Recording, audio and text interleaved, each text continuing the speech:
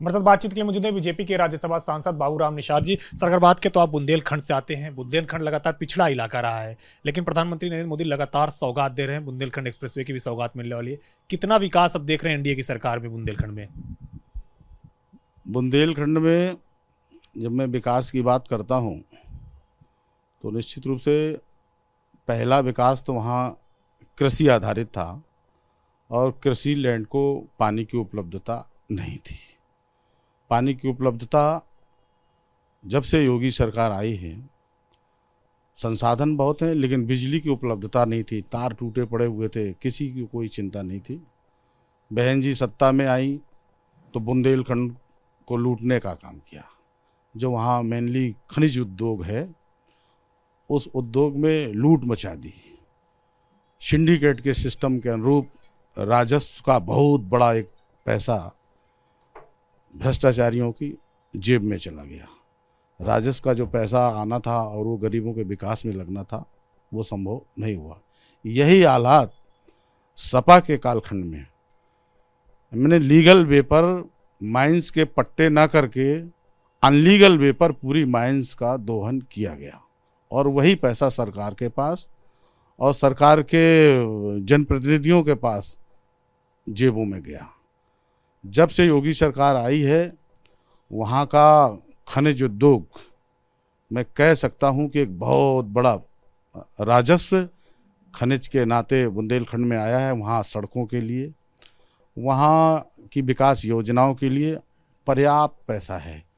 कहीं भी कोई भी गांव अछूता नहीं जहाँ बिजली नहीं पहुँची है, सड़क नहीं है, पेयजल की उपलब्धता, घर नल से जल की योजना प्रभावी ढंग से चल रही है।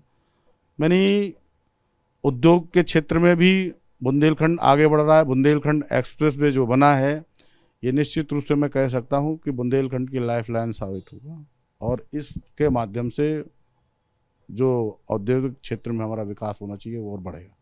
रोजगार के मामले में अगर बात करें तो कहीं ना कहीं अभी भी पिछड़ा हुआ है बुंदेलखंड, और लगातार पूरे उत्तर प्रदेश में रोजगार की बात हो रही है। विपक्ष भी लगातार सरकार को घेर रहा है। खुद अखिलेश यादव कह रहे हैं कि कोई काम नहीं हुआ है, कोई भी रोजगार के मोर्चे पर कभी भी सफलता नहीं मिलती है। ये उनका गलत है कि कोई रोजगार और कोई विकास नहीं हुआ है।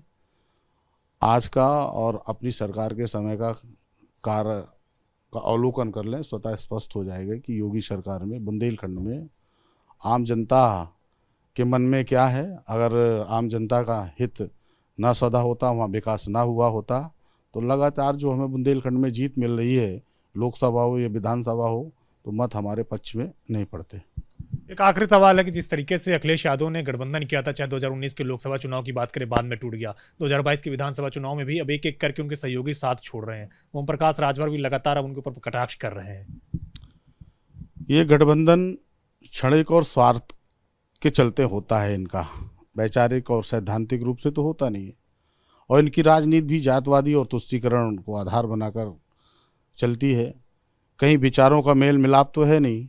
राजनीति में स्वार्थ सिद्धि इनकी हो और इनको सत्ता प्राप्त हो, इसके उद्देश्य से कुछ समय में आकर ये काम करते हैं।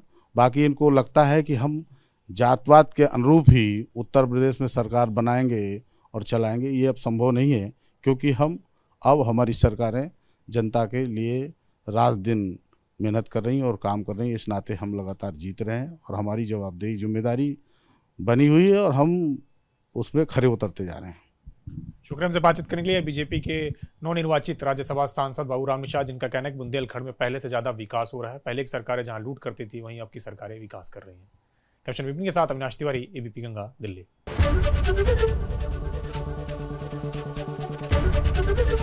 एबीपी गंगा, खबर आपकी, जुबान आपकी।